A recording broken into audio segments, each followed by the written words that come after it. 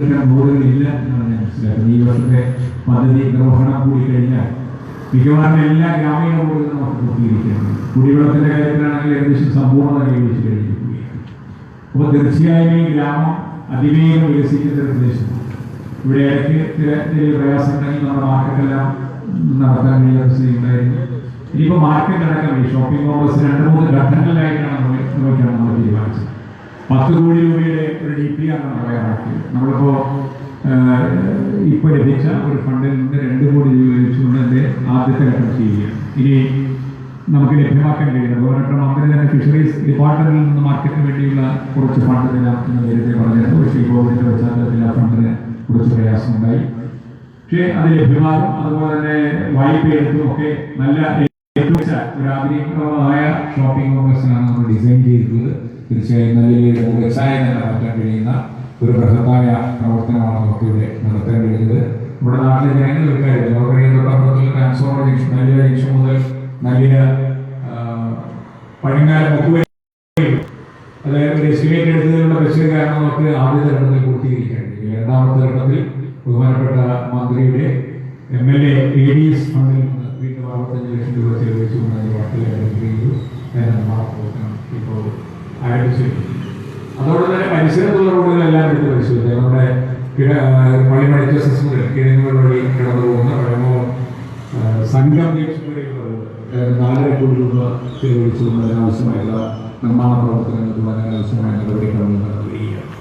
പരിസരത്തുള്ള എല്ലാ റോഡുകളുടെയും വിശദാംശങ്ങളിലും തൊട്ടപ്പുറത്തെ കുരിപ്പള്ളി മുതൽ ചെക്കാനമുക്ക് വരെയുള്ള ഏതാണ്ട് 6 കിലോമീറ്റർ റോഡ് 12 കോടിയിലധികം രൂപ ചെലവഴിച്ചുകൊണ്ട് നിർമ്മാണ പ്രവർത്തനം BMDC നിർമ്മാണത്തിന്റെ ഭാഗികമായ ജോലികളുടെ പൂർത്തീകരിച്ചു കഴിഞ്ഞിരിക്കുകയാണ്. പൊതുവിൽ പഞ്ചായത്തിനെ സംബന്ധിച്ച് തീർച്ചയായും ഒരു അഭിമാനകരമായ നേട്ടങ്ങളുടെ കാലയളവായിരുന്നു. കുടിവെള്ളത്തിന്റെ കാര്യത്തിൽ പാർപ്പിടമാണെങ്കിൽ 331 വീടുകളാണ് നമുക്ക് ഈ കഴിഞ്ഞ വർഷം കൊടുത്തു തീർക്കാൻ കഴിഞ്ഞത്. 10-20 വീടുകൾ പൂർത്തീകരിക്കാത്ത ചെയ്തു.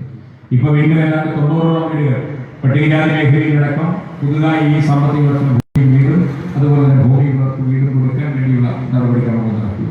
കൃഷിയുടെ കാര്യത്തിൽ വലിയ നേട്ടമാണ്. നമുക്ക് 80 ഹെക്ടർ നെൽപ്പാടം കൃഷിയുണ്ടായിരുന്ന സ്ഥലത്ത് ഇന്ന് 140 ഹെക്ടറിലേക്ക് ഉത്പാദന വർദ്ധനവിന് സഹായകരമായ പുതിയ ആധുനിക കൃഷി രീതികളടക്കം ആരംഭിച്ചുകൊണ്ടതിന്റെ പ്രവർത്തനങ്ങളുമായി മുന്നോട്ട് പോവുകയാണ്. അപ്പോൾ തീർച്ചയായും ഈ കാലയളവ് ഞങ്ങളെ സംബന്ധിച്ചിടത്തോളം അഭിമാനിക്കാൻ വക നൽകുന്ന ഒരുപാട് നേട്ടങ്ങളുള്ള കാര്യങ്ങളാണ്. ഞാൻ അതിന്റെ വിശദാംശങ്ങളിലേക്ക് പോകുന്നു. ഇനിയും 3-4 പരിപാടികളുണ്ട്. വളാക്കട പാലമുണ്ട്, പള്ളിമൺ പാലമുണ്ട്, കുണ്ടമൺ പാലമുണ്ട്. ഇങ്ങനെ ഒരു കാലത്ത് മനസ്സിൽ പോലും ചിന്തിക്കാൻ കഴിയാത്ത നിലയിലുള്ള വലിയ നേട്ടങ്ങളാണ് നമുക്ക് ഈ ഗവൺമെന്റിന്റെ ഭാഗത്ത് സംസ്ഥാനത്തെ പിണറായി വിജയന്റെ നേതൃത്വത്തിലുള്ള ഗവൺമെന്റിൽ നിന്ന് അതിനാവശ്യമായ ഫണ്ട് ലഭ്യമാക്കാൻ കഴിഞ്ഞു. അതിന് ബഹുമാനപ്പെട്ട മന്ത്രി ഓരോ ഘട്ടത്തിലും ഈ ആവശ്യങ്ങൾ ഇപ്പോൾ കഴിഞ്ഞ ദിവസം തന്നെ നമ്മുടെ നെടുമ്പന CSC TB ഹോസ്പിറ്റൽ എന്നറിയപ്പെടുന്ന ആശുപത്രി ഏതാണ്ട് 5 കോടി രൂപ ചെലവഴിച്ചുകൊണ്ട് ആധുനികമായ ഒരു IP ബ്ലോക്ക് നിർമ്മിക്കാൻ കഴിഞ്ഞത്. അതോടൊപ്പം തന്നെ നല്ല ഗവൺമെന്റ് UPS ആയുർവേദ ഹോസ്പിറ്റല്, ഇങ്ങനെ ഒരു ഒട്ടനവധി പട്ടിക വേണമെന്ന് നിരത്താൻ കഴിയും. ഞാനതിലേക്കൊന്നും പ്രഖ്യാപനങ്ങളല്ല, യാഥാർത്ഥ്യമാക്കിയ പദ്ധതികളാണ് സംബന്ധിക്കുന്നത്. നമുക്ക് ഒരുപാട് പ്രഖ്യാപനങ്ങൾ നമ്മുടെ പലരുടെ നാവുകളിൽ നിന്ന് കിട്ടുന്നു. പക്ഷേ പ്രഖ്യാപനങ്ങൾ ഒതുങ്ങിയിരുന്നില്ല, മറിച്ച് യാഥാർത്ഥ്യമാക്കിയ പദ്ധതികളുടെ ഒരു ചുരുക്കം കാര്യങ്ങളാണ് ഞാൻ മാത്രം പറഞ്ഞത്. ഞാൻ വിശദമായി നീട്ടിക്കൊണ്ടു പോകാൻ ആഗ്രഹിക്കുന്നില്ല. ഈ ഷോപ്പിംഗ് കോംപ്ലക്സിന്റെ ഔപചാരികമായ നിർമ്മാണ ഉദ്ഘാടനം നിർവഹിക്കുന്നതിന് ബഹുമാനപ്പെട്ട മന്ത്രി ശ്രീമതി മേഴ്സിക്കുട്ടിയെ ഞാൻ ആദരവോടെ ക്ഷണിക്കുകയാണ്.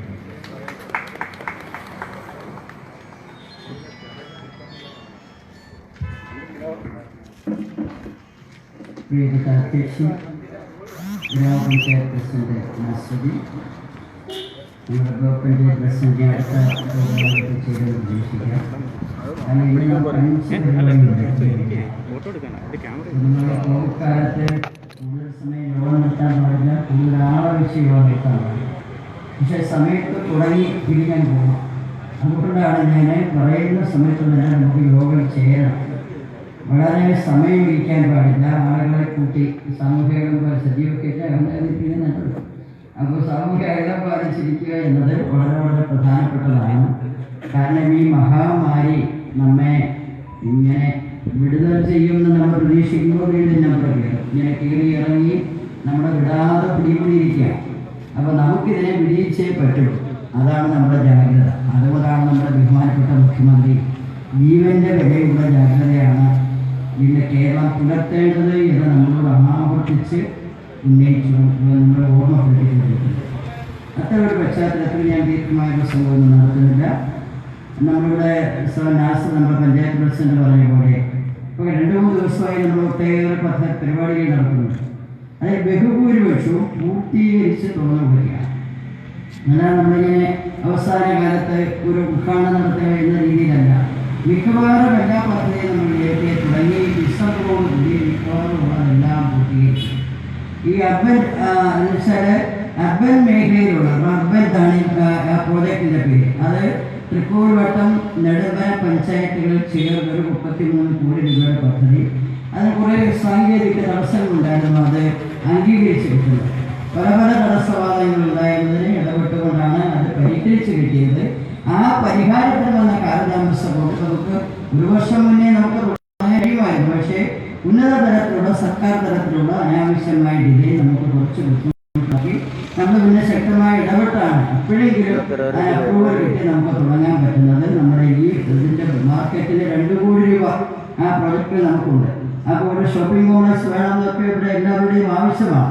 അത് നമ്മളൊരു ഘട്ടത്തിൽ ആലോചിച്ചപ്പോൾ മാർക്കറ്റ് ഇവിടെ ചെറുതാണെന്നതുകൊണ്ട് അത്രയും തുക വിനിയോഗിക്കണോ എന്നൊക്കെ നമ്മൾ ആലോചിച്ചുകൊണ്ടിരിക്കുന്നതിനിടയിലാണ് ഈ അർബൻ പദ്ധതി നമുക്ക് അതിനകത്ത് ഈ പദ്ധതി ചേർക്കാൻ പറ്റും എന്ന നിലയിലേക്ക് വന്ന് നമ്മൾ ആ പദ്ധതിയിൽ ഉൾക്കൊള്ളിച്ചത്. ഷോപ്പിംഗ് കോംപ്ലക്സിന് തന്നെ 2 കോടി രൂപയൊക്കെ നമുക്ക് മാർക്കറ്റുകളുണ്ട്. അപ്പോൾ വിപുലമായ ഒരു സൗകര്യം നഗര പ്രദേശത്തെ ജനങ്ങൾക്ക് ഉറപ്പാക്കിയിരിക്കുകയാണ്. നഗരക്കാർ പണ്ട് വളരെ വർഷങ്ങൾക്ക് ശേഷമാണ് ഏതെങ്കിലും ഒരു റോഡ് ഇവിടെ ഞാൻ കഴിഞ്ഞ പ്രാവശ്യം തെരഞ്ഞെടുപ്പിൽ മത്സരിക്കുമ്പോൾ ഇവിടെ റോഡ് വേണം എന്നൊക്കെ പറഞ്ഞ് എല്ലാവരും അപ്പുറവും ഇപ്പുറവും എല്ലാം നിന്ന് നഗരം ഇവിടുന്ന് പിന്നെ നമ്മുടെ അമ്മാവുട്ടിലേക്ക് പോകുന്നപ്പോൾ ഞാൻ പല റോഡുകൾ ഇവിടെ ആളുകൾ ഉന്നയിക്കപ്പെട്ടു. അപ്പോൾ തെരഞ്ഞെടുപ്പ് കഴിഞ്ഞപ്പോൾ ഞാൻ പറഞ്ഞു, ഞാൻ നോക്കിയപ്പോൾ ഈ നെടുമയൊക്കെ നമുക്ക് വലിയ ഭൂരിപക്ഷമാണ്. പക്ഷെ നല്ല നോക്കിയപ്പോൾ നമ്മൾ 10-250 റൂട്ടിന് പുറകെ കിടക്കുകയാണ്. എല്ലാവരും നല്ല മനോഹരമായി വർത്തമാനം പറയുന്ന ആളുകളാണ്. എല്ലാവരും നല്ല ശരിക്കും നല്ല വർത്തമാനം പറയും. പക്ഷെ വോട്ട് വരുമ്പോൾ അവർ വേറെ തരത്തിലൊക്കെ ചിന്തിക്കും. പക്ഷേ അങ്ങനെ ചിന്തിക്കുന്നവരോട് അവരുടേതാണ് ആ ചിന്ത. നമ്മൾ വാക്ക് പാലിക്കുന്നവരാണ്. അതുകൊണ്ട് നമ്മൾ തെരഞ്ഞെടുപ്പ് കാലത്ത് ഈ റോഡ് നൽകുമെന്ന് പറഞ്ഞു അവരന്ന് വിശ്വസിച്ചിട്ടായിരിക്കാം. അതുകൊണ്ടായിരിക്കാം അങ്ങനെ പെരുമാറിയത്. വിശ്വസിച്ചാലും ഇല്ലെങ്കിൽ നമ്മൾ ജനങ്ങളാണ് നോക്കേണ്ടത്. അതിനിടയിലാണ് വർത്തമാനമൊക്കെ പറഞ്ഞു. ഇപ്പം നമ്മൾ വേറെ വർത്തമാനങ്ങളൊന്നും കൂടെ പറയുന്നില്ല. ജനത്തിൻ്റെതായ ഉത്തരവാദിത്വം ഈ ഗവൺമെൻറ് കേരളത്തിലെ ജനങ്ങളോട് ബേസിക് എന്നുവെച്ചാൽ അടിസ്ഥാനപരമായ മാറ്റങ്ങൾക്കാണ് നിർദ്ദേശിച്ചത്. വിദ്യാഭ്യാസ മേഖല പ്രമാണിമാരുടെ മക്കൾക്ക് വലിയ ഫീസ് കൊടുക്കാൻ ശേഷിയുള്ളവനെ പഠിക്കാൻ കഴിയുന്ന ഉന്നത നിലവാരം എന്നതല്ല ഇന്നത്തെ സ്ഥിതി. പാവപ്പെട്ടവൻ്റെ അത് കശുവണ്ടി തൊഴിലാളിയാണെങ്കിലും കർഷക തൊഴിലാളിയാണെങ്കിലും ചുമട് തൊഴിലാളിയാണെങ്കിലും നിർമ്മാണ തൊഴിലാളിയാണെങ്കിലും പണിയെടുക്കുന്നവൻ്റെ മക്കൾക്കെല്ലാം നല്ല മിടുമിടുക്കോടെ പഠിക്കാനുള്ള അവസരം ഒരുക്കുന്ന ഹൈടെക് സ്കൂളുകൾ. അതാണ് ഇന്ന് വിദ്യാഭ്യാസ രംഗത്ത്. ഇപ്പം ഇന്നലെ ഞങ്ങൾ കുറേ സ്കൂളുകൾ ഉദ്ഘാടനം ചെയ്തു. 1-ാം ക്ലാസ്സിലൊക്കെ പോയിരിക്കുന്ന കുട്ടികൾക്ക് നല്ല ടേബിള് കസേര ഇതൊക്കെയാണ് ഒരുക്കുന്ന സ്കൂള്. നമ്മുടെയൊക്കെ തലമുറ പഠിച്ചത് ബെഞ്ചിലിരിക്കും, പുസ്തകം തറയിൽ വയ്ക്കും. LP സ്കൂള് പ്രത്യേകിച്ച്. ഹൈസ്കൂളിൽ ചെല്ലുമ്പോഴാണ് ഒരു ഡെസ്കൊക്കെ കാണുന്നത്. LP സ്കൂളിലെല്ലാം പുസ്തകം തറയിലായിരിക്കുന്നത്. ഇന്ന് കുഞ്ഞുങ്ങൾക്ക് ടേബിളിൻ്റെ അടിയിൽ വീണ്ടും ഒരു അവിടെ ബാഗൊക്കെ വയ്ക്കാം. ഇങ്ങനെ ഹൈടെക് ആയ സ്കൂളുകൾ മാറിയിരിക്കുന്നു. സ്കൂളിൽ കമ്പ്യൂട്ടർ, പ്രൊജക്ടർ എല്ലാം ഉണ്ട്. നമ്മൾ വീണ്ടും തീരുമാനിച്ചു ഈ കുഞ്ഞുങ്ങൾ സ്കൂളിൽ വരുമ്പോൾ മാത്രം കമ്പ്യൂട്ടർ പോരാ, അവർ വീട്ടിൽ ചെല്ലുമ്പോഴും നെറ്റ് കണക്ഷൻ വേണം. എത്ര കുട്ടികൾക്ക് പറ്റും വീട്ടിൽ നെറ്റ് കണക്ഷൻ എടുക്കാൻ? മാസം തോറും വലിയ വരി കൊടുത്തുകൊണ്ട്. അപ്പോൾ നമ്മൾ തീരുമാനിച്ചു 20 ലക്ഷം കുഞ്ഞുങ്ങളുടെ വീടുകളിൽ ഏറ്റവും BPL ആയിട്ടുള്ള കുട്ടികളുടെ വീടുകളിൽ ഫ്രീ ആയി വൈഫൈ കണക്ഷൻ കൊടുക്കണം. അതിനാണ് കെ-ഫോൺ പദ്ധതികൾ രൂപീകരിച്ചത്. തുടക്കം മുതൽ തന്നെ ഉറപ്പുണ്ട്. ഇപ്പൊ കണ്ടെത്തിയിരിക്കുക ചില പ്രമാണിമാർ എന്തിനാണ് കെ-ഫോൺ ചെയ്യുന്നത്. അവർ ED ഒരു അന്വേഷണം നടത്താൻ തുടങ്ങിയിരിക്കുകയാണ്. അവരുടെ പണി സർക്കാരിന്റെ നയപരമായ കാര്യങ്ങളിൽ ഇടപെടലാണോ? അവർക്ക് വേറെ അവരുടെ പരിധിയിൽപ്പെട്ട കാര്യങ്ങൾ ചെയ്യുന്നതിന് ആർക്കും തടസ്സമില്ല. പക്ഷെ ഗവൺമെന്റിന്റെ നയപരമായ പ്രശ്നങ്ങളെ തടസ്സപ്പെടുത്താൻ ആരെങ്കിലും ശ്രമിച്ചാൽ അത് അനുവദിക്കാൻ ഗവൺമെന്റിന് കഴിയില്ല എന്ന് പറയാനുള്ള നട്ടുള്ള ഒരു ഗവൺമെന്റാണ് ഇന്ന് കേരളം. അതുകൊണ്ട് ഒരു ആശങ്കയും ആർക്കും വേണ്ട. ജനങ്ങളോടൊപ്പം നിന്ന് ജനങ്ങൾക്ക് നൽകിയ വാഗ്ദാനങ്ങൾ സുതാര്യമായി നടപ്പിലാക്കുമ്പോൾ അതിനെ ഉയർത്തി കാണിക്കാൻ നടത്തുന്ന സംഘടിതമായ നീക്കം, അതിനെ അതിജീവിക്കാനുള്ള കരുത്ത് രാഷ്ട്രീയ ബോധമുള്ള കേരളത്തിലെ ജനങ്ങൾക്കുണ്ട്. അതുകൊണ്ട് ഒരു വശത്ത് അങ്ങനെ ആരോഗ്യരംഗം എടുത്തു നോക്കിയാലോ മികച്ച സമയമാണ്. ഇന്നലെ ഞങ്ങൾ ഇപ്പൊ നാസർ സാർ പറഞ്ഞു നെടുമ്പന 4.5 കോടി രൂപ ചെലവഴിച്ചാണ് കമ്മ്യൂണിറ്റി ഹെൽത്ത് സെന്റർ കെട്ടിടം കൊല്ലത്ത്. 4.10 കോടി രൂപ ചെലവഴിച്ചാണ് ജില്ലാ ആശുപത്രിക്ക് മുകളിൽ അതിന്റെ ഓപ്പറേഷൻ തിയേറ്ററിന്റെ ഭാഗം നന്നാക്കി കൊടുത്തു. അതിന്റെ മുകളിൽ 3-4 പുതിയ നില. അവിടെ AC ഹോളിന് മുഴുവൻ 30 ഡയാലിസിസ് മെഷീൻ വെച്ചിരിക്കുകയാണ്. ഒരു പൈസ ചെലവില്ലാതെ പാവങ്ങൾക്ക് ഡയാലിസിസ് ചെയ്യാം. തിരുവനന്തപുരത്ത് കിംസിലോട്ടാണ് പോകുന്നതെങ്കിൽ 1,00,000 രൂപ കൊടുത്താലും ഈ ഡയാലിസിസ് കഴിഞ്ഞ് കൃത്യമായിട്ട് രക്ഷപ്പെടാൻ പറ്റത്തില്ല. നമ്മുടെ കേരളത്തിലെ സ്വകാര്യ ആശുപത്രി ഏറ്റവും മികച്ചതെന്ന് പറയുന്ന കിംസാണ്. മറ്റും നമ്മുടെ ആസാദ് മൂപ്പന്റെ ആശുപത്രിയാണ് എറണാകുളത്ത്. ഈ 2 ആശുപത്രികളിൽ ഞാൻ പോയിട്ടുള്ളതാണ്. അവിടത്തേക്കാൾ മികച്ച സൗകര്യമാണ് പല ജില്ലാശുപത്രിക്ക് ഇപ്പോൾ നമ്മൾ ഒരുക്കിയത്. എന്താ ഇങ്ങനെ ചെയ്യുന്നത്? പാവങ്ങൾക്കും നല്ല ഗുണനിലവാരമുള്ള മേന്മയേറിയ ചികിത്സയ്ക്ക് അവർക്ക് അർഹതയുണ്ട്. അതാണ് ഈ ഗവൺമെന്റ് ഉറപ്പാക്കുന്നത്. ഈ അർത്ഥത്തിൽ ആരോഗ്യ രംഗത്ത്, വിദ്യാഭ്യാസ രംഗത്ത്, വൈദ്യുതിയുടെ രംഗത്ത്, അടിസ്ഥാന വികസനത്തിന്റെ രംഗത്ത് അതെല്ലാം ഇവിടെ പറഞ്ഞു വന്നതുകൊണ്ട് റോഡൊന്നും ഞാൻ ആവർത്തിക്കുന്നില്ല. വളരെ കൃത്യമായ മുന്നേറ്റമാണ് ഈ കാലത്ത് നടക്കുന്നത്. കുടിവെള്ളം നമ്മുടെ ജില്ലയിൽ മാത്രം 1,600 കോടി രൂപയുടെ പദ്ധതിയാണ് ഇപ്പോൾ നടന്നുകൊണ്ടിരിക്കുന്നത്. നിലവിലെ പഞ്ചായത്തിലെ മിക്കവാറും എല്ലാ വീടുകളിലും വെള്ളം എത്തിച്ചു കഴിഞ്ഞു. അപ്പുറത്ത് ഇളമ്പള്ളൂർ പഞ്ചായത്തിലും പൂർത്തീകരിച്ചു. തൃക്കോലോട്ടം പഞ്ചായത്തിലും വെള്ളം എത്തിക്കുന്നതിലേക്ക് എത്തി. ഇങ്ങനെ ഓരോ പഞ്ചായത്തും എടുത്ത് നോക്കിയാൽ മുൻകാലങ്ങളിൽ നിന്ന് വ്യത്യസ്തമായി തുടങ്ങി വയ്ക്കുന്ന പദ്ധതി സമയബന്ധിതമായി പൂർത്തീകരിക്കാൻ ജിക്കയുടെ പദ്ധതി ഈ ഗവൺമെന്റ് വരുമ്പോൾ ഇതിലേക്കൂടെ പോയിപ്പെട്ടതൊരു പിടിയില്ല. യാതൊരു തരത്തിലുള്ള മാപ്പുമില്ല. എവിടെയോ കുഴിച്ചു എവിടെയോ ഇട്ട് പദ്ധതി പൂർത്തീകരിച്ച് ക്ലോസ് ചെയ്ത് പോയി. അപ്പൊ നമുക്കൊരു വിവരമില്ലാതിരിക്കുകയാണ്. ഇന്ന് അത് കണ്ടുപിടിക്കാൻ തന്നെ എത്ര മീറ്റിംഗ്, വാട്ടർ അതോറിറ്റി മിനിസ്റ്റർ, നമ്മുടെ പഞ്ചായത്ത് പ്രസിഡന്റ്, ഞങ്ങളെല്ലാം എത്ര മീറ്റിംഗിലാണ് ഇത് അലൈൻമെന്റ് ഒന്ന് കണ്ടുപിടിച്ചത്. എന്നിട്ടാണ് അലൈൻമെന്റ് പൊട്ടിയെടുത്ത് കണക്ഷൻ. ഇപ്പൊ ഈ കഴിഞ്ഞ ആഴ്ച മാത്രമാണ് വെളിച്ചക്കാരയിലെ ലാസ്റ്റ് അലൈൻമെന്റ് കണ്ടുപിടിച്ചത്. അപ്പുറത്തോട് കണക്ഷൻ കൊടുക്കണം. എവിടെ കൊണ്ടിട്ടു എന്നൊരു പിടിയില്ല. നമ്മുടെ ഈ റോഡുകൾ, കിഫ്ബി റോഡുകൾ തുടങ്ങാൻ താമസസ്ഥിതി വെട്ടിപ്പൊളി കാരണമാണ്. എന്നിട്ട് അവസാനം ഇപ്പൊ കഴിഞ്ഞ ആഴ്ച കണ്ടുപിടിച്ചു വെളിച്ചക്കാരെ എവിടെയാണ് ലാസ്റ്റിൽ വന്ന് പോയിരിക്കുന്നത്. അവിടുത്തെ അപ്പുറത്തേക്ക് ഇപ്പൊ കണക്ഷൻ കൊടുക്കാൻ പോവുകയാണ്. 7,000-ലേറെ കുടുംബങ്ങൾക്ക് ഹൗസ് കണക്ഷൻ കൊടുത്തു. ഈ 4 വർഷത്തിനിടയിൽ, ഈ പഞ്ചായത്തിന്റെ 5 വർഷത്തിനിടയിൽ പഞ്ചായത്തിൽ മറ്റ് ചെയ്തൊരു വർക്കുണ്ട്. സമഗ്രമായിട്ട് നോക്കിയാൽ സമസ്ത മേഖലയിൽ കാർഷിക രംഗത്ത് എത്ര ആയിരങ്ങൾക്കാണ് പുതുതായി തെങ്ങ് തൈ കൊടുക്കാൻ. ഇവിടെ 6 ഹെക്ടർ സ്ഥലം അരിശരഹിതമാക്കി മാറ്റിയിരിക്കുന്നു. അതുവഴി എത്ര തൊഴിലവസരങ്ങൾ. ഗവൺമെന്റിന്റെ വികസന പ്രവർത്തനങ്ങൾക്കൊപ്പം പഞ്ചായത്ത് നമ്മുടെ ആഗ്രഹങ്ങൾക്കൊക്കെ അപ്പുറത്തേക്ക് മറികടന്നുകൊണ്ടാണ് നാട്ടിലെ ജനങ്ങളുടെ ഉത്പാദന മേഖലയിൽ, മറ്റ് വിദ്യാഭ്യാസ, പട്ടികജാതി പട്ടിക വികസനം, കുടിവെള്ള വിതരണം, എല്ലാ മേഖലയും. ഇവിടെ ആയുർവേദ ഹോസ്പിറ്റലാണെങ്കിൽ കഷായം തന്നെ നമ്മൾ ഉത്പാദിപ്പിക്കുക. പല ജില്ലയിൽ വേറെ എവിടെയും ഉണ്ടോ എനിക്കറിയില്ല. നമ്മൾ നേരിട്ട് കഷായം ഉത്പാദിപ്പിച്ച് ഒരു പഞ്ചായത്ത് ഒരു ആയുർവേദ ആശുപത്രിയിൽ ആളുകളെ കിടത്തി ചികിത്സിക്കുകയാണ്. 5 ഡോക്ടർമാരുടെ പഞ്ചായത്തിൽ. ഇങ്ങനൊരു ആരോഗ്യത്തിന്റെ മികവ് നമ്മുടെ നാട്ടിലല്ലാതെ വേറെ എവിടെയെങ്കിലും ഉണ്ടോ? അമേരിക്കയിൽ നമ്മൾ കണ്ടല്ലോ, മരിച്ചു വീഴുകയാണ് ആളുകൾ. ലക്ഷക്കണക്കിന് ആളുകൾ മരിച്ചു വീണു. സമ്പന്നതയുടെ പ്രതീക്ഷയാണ് അവർ. പക്ഷേ പ്രമാണമാർക്കേ ചികിത്സയുള്ളൂ. സാധാരണക്കാർ മരിച്ചു വീഴുകയാണ്. ഇവിടെ നമ്മുടെ പാലപ്പള്ളി മെഡിക്കൽ കോളേജ് 70 ദിവസമാണ് ഒരു മത്സ്യത്തൊഴിലാളിയെ ട്രീറ്റ് ചെയ്ത് രക്ഷപ്പെടുത്തിയത്. അതിന് 30 ദിവസം തൊഴിലാളി കോമയിലായി. ഓർമ്മയില്ല. അങ്ങനെയുള്ള ആളെ വെന്റിലേറ്ററിൽ കിടത്തി ജീവൻ രക്ഷിച്ച് എന്നിട്ട് തെറാപ്പിയൊക്കെ കൊടുത്ത് വീട്ടിൽ വിട്ടിരിക്കുകയാണ്. ഇന്ത്യ രാജ്യത്ത് തന്നെ എവിടെയെങ്കിലുമുണ്ടോ ഇങ്ങനെയുള്ള ട്രീറ്റ്മെന്റ്? ജനങ്ങളോടുള്ള കരുതൽ എന്ന് പറയുന്നത് എത്ര ഗൗരവതരമായിട്ടാണ് ഓരോ ജീവനും ഈ ഗവൺമെന്റ് കാണുന്നത് എന്നതാണ്. ആ മത്സ്യത്തൊഴിലാളി 70 ദിവസം 33 ലക്ഷം രൂപയാണ് തൊഴിലാളിയുടെ ചികിത്സാ ചെലവ്. പൂർണ്ണമായി സൗജന്യം. അതാണ് ഈ ഗവൺമെന്റ്. എന്നിട്ടാണ് ഇവിടെ നടന്ന് ഓരോ വർത്തമാനം ഓരോരുത്തർ പറഞ്ഞുകൊണ്ടിരിക്കുന്നത്. ഗവൺമെന്റ് ഇങ്ങനെയാണ് ഇടപെട്ടുകൊണ്ടിരിക്കുന്നത്.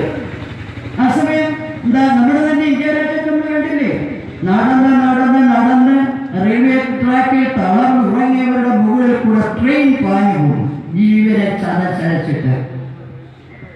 സഹോദരിമാർ യാത്രയിൽ ക്ഷീണിച്ച് റെയിൽവേ സ്റ്റേഷനിൽ മരിച്ചു കിടക്കുന്നു. പിഞ്ചു കുഞ്ഞ് 2 വയസ്സുള്ള കുഞ്ഞ് അമ്മയുടെ മറച്ചിട്ടിരിക്കുന്ന ഷീറ്റ് പിടിച്ച് വലിക്കുന്ന അങ്ങേയറ്റ കരവടിക്കുന്ന ചിത്രം നാം എല്ലാം കണ്ടു ടിവിയിലൂടെ.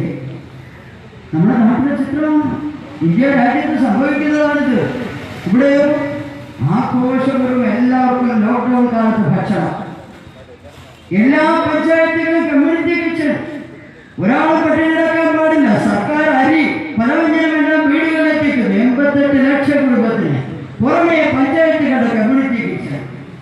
ആർക്കാണ് കേരളത്തിൽ പട്ടിണി കിടക്കേണ്ടി വന്നത്? ഇങ്ങനൊരു മാറ്റം എവിടെ ഏത് ഗവൺമെന്റ് ചെയ്തിട്ടുള്ളത്? ഈ അർത്ഥത്തിലേക്കാണ് ഇടതുപക്ഷ പിണറായി വിജയൻ ഗവൺമെന്റ് ജനങ്ങളെ ചേർത്ത് പിടിച്ച് കരുതലോടുകൂടി അവരെ സംരക്ഷിച്ചുകൊണ്ടിരിക്കുന്നത്. ഓഖിയും പ്രളയവും നമ്മളെ വല്ലാതെ വരച്ചപ്പോൾ അവിടെയെല്ലാം കാലുറപ്പിച്ചു നിന്ന് ധൈര്യപൂർവ്വം ഈ പ്രതിസന്ധികളെ അതിജീവിച്ചൊരു ഗവൺമെന്റാണത്. ലോക്ക്ഡൌൺ കാലത്ത് നമ്മൾ കണ്ടില്ലേ, സാധാരണ പോലീസുകാർ ജനങ്ങളെപ്പോഴും എതിരാണ്. ഭരണകൂടത്തിന്റെ ഒരു ആയുധം എന്ന നിലയിൽ ജനം പൊതുവിൽ പോലീസിനെതിരായിട്ടാണ് എപ്പോഴും ചിന്തിക്കുന്നത്.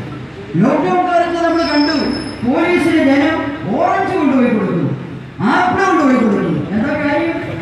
ജനങ്ങളോട് അത്രമാത്രം ചേർന്ന് പ്രവർത്തിക്കാൻ പോലീസിന് കഴിഞ്ഞു എന്നത് ജനം കണ്ടുകൊണ്ടിരിക്കുകയാണ്.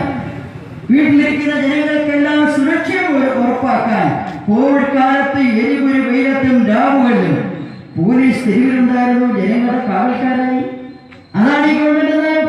അതത്തിൽ സമസ്ത മേഖലയിലും കൊണ്ടുവന്ന മാറ്റം, ആ മാറ്റത്തിന്റെ നേരവകാശികളായി നമ്മൾ നിൽക്കുന്നത് കൊണ്ടാണ് രാജ്യത്ത് ഒന്നാമത്തെ ഭരണമായി കേരളം ഉയർന്നു നിൽക്കുന്നത്. നമ്മൾ പിന്നീട് കണ്ടില്ലേ, അന്നത്തെ പത്രത്തിലെല്ലാം ഒന്നാമത് കേരളം. തുടർച്ചയായി ഏറ്റവും ലീസ്റ്റ് പുറകിലിരിക്കുന്ന UP, നമ്മുടെ യോഗിയുടെ UP ഏറ്റവും പുറകിൽ. എന്നിട്ട് ഒരു ഉറപ്പില്ലാതെ ന്യായം പറയുകയാണ്. അത് മനസ്സിലാക്കി കുറെ പേര് ഇപ്പൊ തിരിച്ചു പോരുന്നുണ്ട്. ഇന്നലെ അതിന്റെ സാക്ഷ്യമാണ് ഇവിടെ നടന്നത്. ഞാൻ അതിന്റെ വിശദാംശങ്ങളിലേക്ക് പോകുന്നില്ല. എന്തായാലും കേരളം സാക്ഷ്യം വഹിക്കുന്ന ഉജ്ജ്വലമായ നേട്ടങ്ങൾ പഞ്ചായത്ത് വഴി പ്രദേശ സ്ഥാപനങ്ങളും റവന്യൂ ഡിപ്പാർട്ട്മെന്റും പോലീസും ആരോഗ്യവകുപ്പും എല്ലാവരെയും മഹാമാരിയെ ചെറുത്ത് പരാജയപ്പെടുത്താൻ നാം നടത്തുന്ന കൂട്ടായ്മയുടെ ഒരു ഘട്ടത്തിലാണ് പഞ്ചായത്ത് അതിന്റെ കാലാവധി പൂർത്തീകരിക്കുന്നത്. പഞ്ചായത്ത് അതിന്റെ കാലാവധി പൂർത്തീകരിക്കുന്നതിന് മുമ്പ് ഒട്ടേറെ വികസന പ്രവർത്തനങ്ങൾ പൂർത്തീകരിച്ചതിന്റെ ഉദ്ഘാടനമാണ്. നെടുങ്കരയിൽ ഇത് മാത്രമാണ്. നെടുങ്കരയിലും പിന്നെ 2 സ്കൂളുകൾ, ബാക്കി സ്കൂളെല്ലാം നമ്മൾ പൂർത്തീകരിച്ചു. വിയ്യന്നൂരിലെയും മുട്ടക്കാവിലെയും ഓരോ സ്കൂള് LP സ്കൂളുകൾക്ക് ഓരോ കോടി രൂപ വീതം വീണ്ടും വരികയാണ്. ഈ 3 ഉദ്ഘാടനങ്ങളിൽ ഇവിടെ നടക്കും. ആ ഉദ്ഘാടനങ്ങളിൽ അതിപ്രധാനമായ ഒന്നാണ് ഷോപ്പിംഗ് കോംപ്ലക്സ് 2 കോടി രൂപ ഉപയോഗിച്ച് ചെയ്യുന്നത്. അതിന് തറക്കല്ലിടുന്നതായി പ്രഖ്യാപിച്ചുകൊണ്ട് ഞാൻ അവസാനിപ്പിക്കുന്നു. നന്ദി, നമസ്കാരം.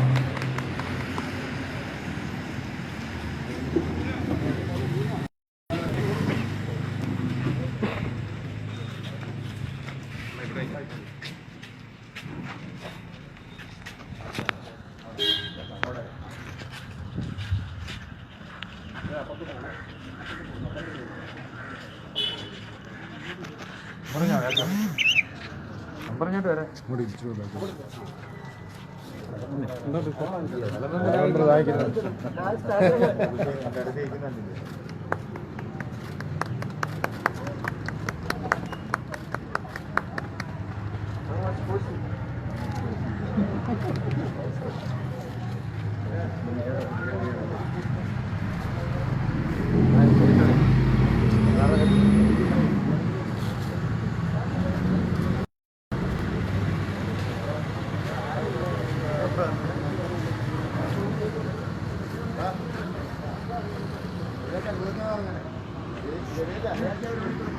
Gracias.